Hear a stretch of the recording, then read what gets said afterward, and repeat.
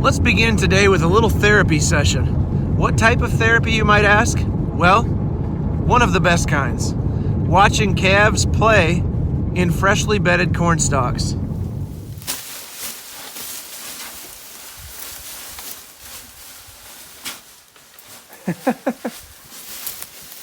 You guys having fun?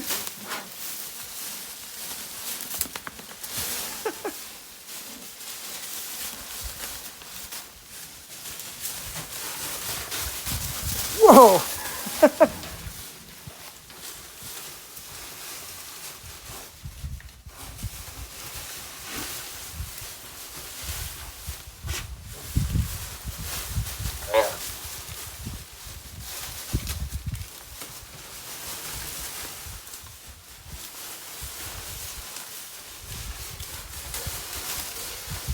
Hey there, thanks for turning down my road. If this is your first time here, my name's Carl. My little brother and I both work for local farmers full time, but we both also farm together with our cattle herd and our hay operation. Everybody's involved, from the smallest to the biggest. If you don't have the joy of farming yourself, I'd love to help you experience it through this channel. Whatever your background, you found the right place. This is Dodge Brothers Farm and Ranch. So I just got home from work, and this morning when I checked the cows and calves, I happened to notice that our favorite little heifer that we're wanting to keep back for a cow, shall we say, had the scoots, the runs. She had diarrhea, pretty bad. I talked to the vet this morning. It seems like, given the color of it and consistency of it, that it might just be an overload on milk. Her mother's been doing a fantastic job of getting up to the bale feeder and eating a lot, and the hay is really good quality. So probably she's just overloaded, ate a little too much. Some of you can probably relate, but we really want to take every precaution we can. We don't want to let something go, because when a calf gets dehydrated from having diarrhea, it can be extremely serious. The scours are nothing to joke about with calves. That's probably the most common cause of death in calves under 6 months of age. So I'm gonna go get my wife. We're gonna go get her in and see how this little treatment regimen is gonna go. I think it'll go pretty good because she has a really good temperament. I'm not really worried about her mother either. If it was 144, I might be worried about the mother cow breaking the barn down to try to get in while we were treating the calf, but I think this will go okay. I'm beginning to think this calf is totally fine the way she's acting, but we're gonna give it to her anyway, just in case.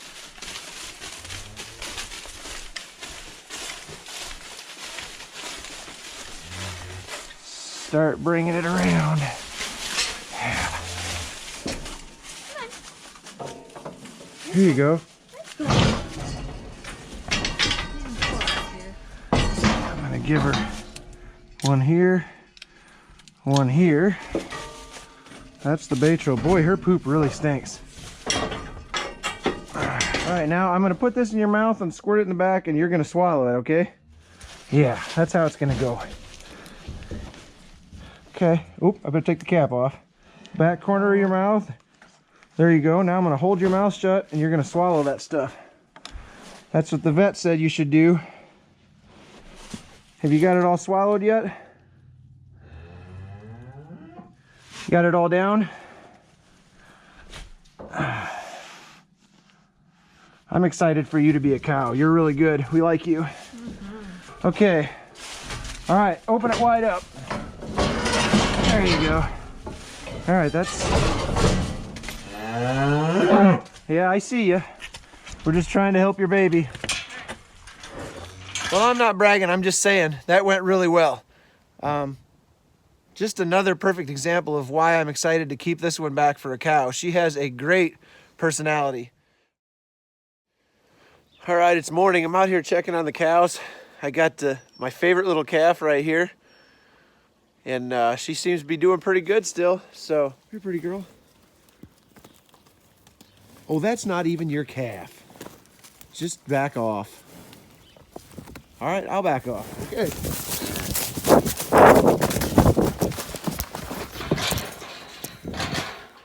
This concludes testing of the emergency angry cow alert system. She was not like that much at all this spring. Last year, she was like that the whole spring. As soon as she had a calf, I mean, to let yourself in with the skid loader to put a bale in, she would just come charging right out to the gate and chase you right out. I mean, she ran into me a few times, ran into the gate. I mean, really slammed into the gate hard. I mean, she had a bad temper last year, and this year she's been really good, but I don't know what got into her this morning. Anyway, you don't want to turn your back on a cow, especially one like that. All right, we got some more seed corn showing up, so let's get that unloaded. 'Tis the season.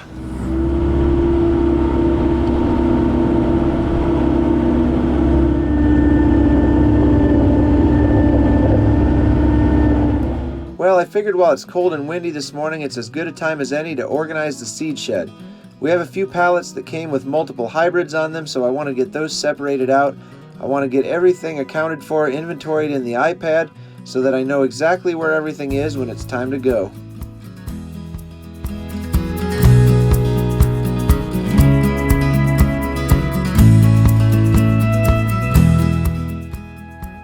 Man, that feels good. Would you take a look at that? We've kind of got a plan of the order of fields we're going to plant, and now everything is organized in that order.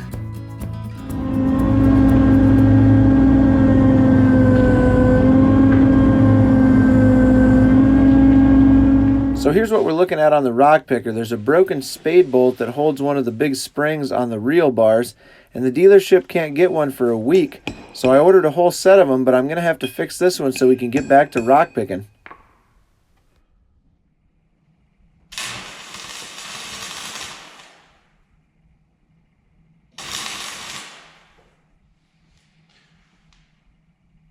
I don't know. I almost think it might hold.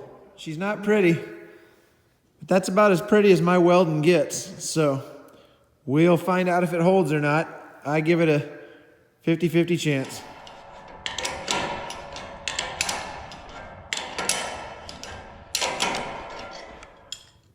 There, just like new. Maybe even better than new. Testing.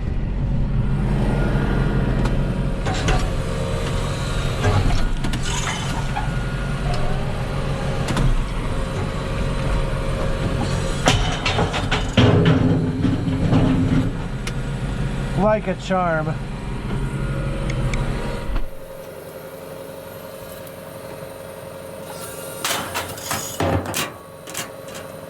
Well, this farm that I'm picking up rocks on, we've got a pretty serious tile problem. There's water running down the waterway. So we've got our favorite tile guy here with his little track hoe, and he's gonna dig it up and figure out what's plugged, and we'll try to get this drained so that we can hopefully be able to cross this waterway with equipment in about 4 or 5 days when we need to be planting.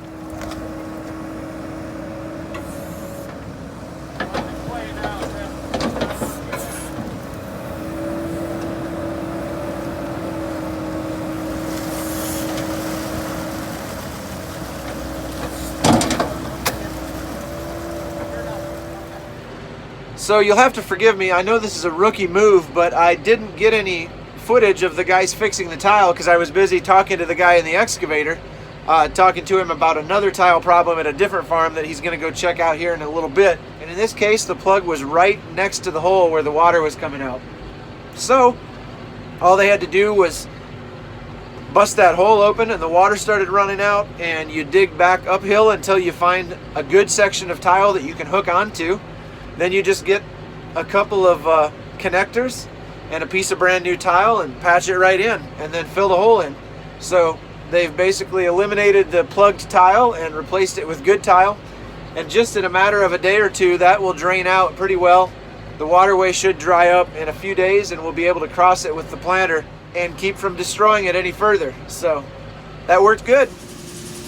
Well, my repair held up very well, but I was looking and I've got another. It's just about to break. Well, I went ahead and fixed it right on the machine. I didn't take the bolt out. But one thing you want to make sure of is if you're ever welding on an implement or on a tractor, but if you're leaving the implement hooked up to the tractor or a pickup or anything with a computer in it, you want to disconnect the battery before you do your welding, or unhook the implement from the tractor. But in this case, disconnecting the battery was a lot easier. Good morning. It's already a beautiful day and it's only going to get better. We're going to be in the lower 60s for temperatures today. We're supposed to have a lot of wind, maybe 35-mile-per-hour wind gusts. It's gonna really help dry the fields out this afternoon. I gotta unhook the rock picker from the tractor this morning and hook onto a little field cultivator first. We've got a couple of grass waterways that we need to get seeded today. And then later we're gonna plow in some felt strips across the new waterways to prevent erosion before the grass gets a good hold in the bottom of the waterway. Let's go get to it.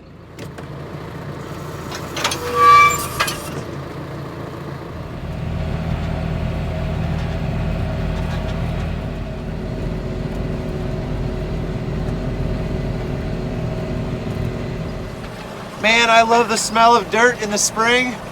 Guys, we're gonna be planting really soon. I'm just warning you. You excited? I am.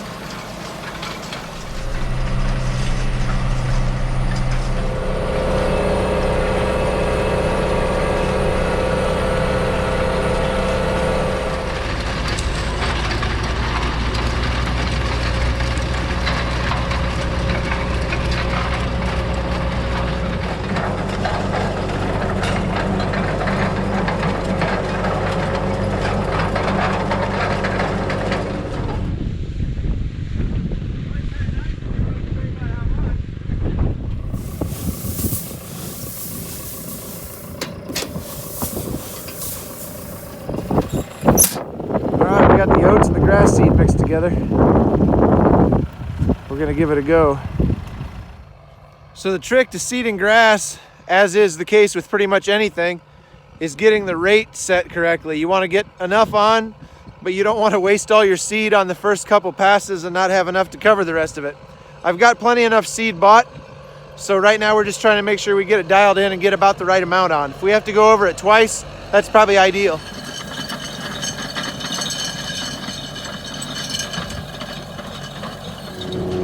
I have no idea if you'll be able to hear me or not, but we got a convoy going. We're on the way from one farm to the next. I'm pulling the fabric plow behind the gator, and I've got all the seed with me and another roll of fabric. And Doc's ahead of me with the tractor with the seeder. We're gonna get this done in a hurry. I think we finally kind of got the hang of using this fabric plow, so I'll try to show you how it works over here at the next farm. It's definitely a two-hand job, so I'll probably have to put the GoPro on my hat and show you what we got to do. I didn't want to show you footage of doing it at the other farm when we didn't know what we were doing. It's really windy. I had to stop and get my hat off the road.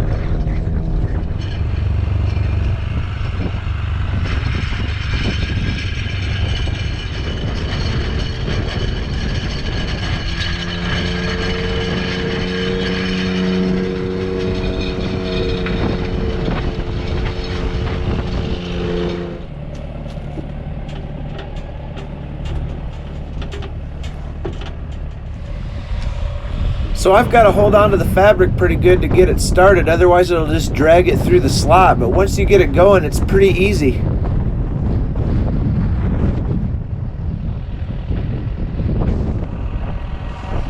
Okay.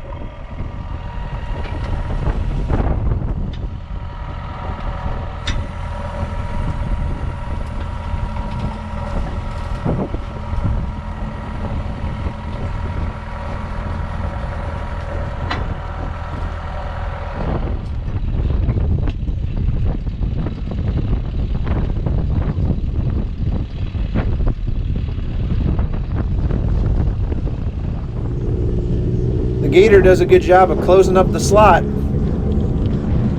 So that right there is how you build a grass waterway.